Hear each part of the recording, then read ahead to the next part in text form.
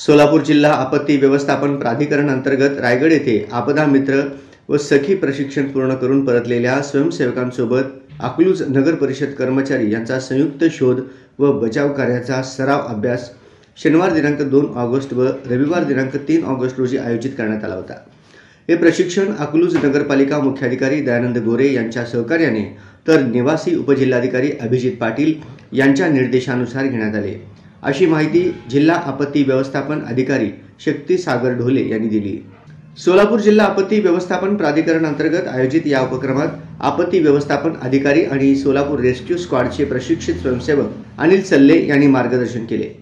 प्रशिक्षणामध्ये जलप्रलय, इमारत कोसळणे, आग लागणे अशा विविध आपत्ती परिस्थितीत त्वरित प्रतिसाद देण्याच्या तंत्रांचा सराव करण्यात आला। आपदा मित्र व सखी आणि नगर परिषद कर्मचारी यांना प्राथमिक उपचार, शोध व बचाव उपकरणांचा वापर, सुरक्षिततेची काळजी तसेच समन्वयात्मक कार्यपद्धती याचे सखोल प्रशिक्षण देण्यात आले।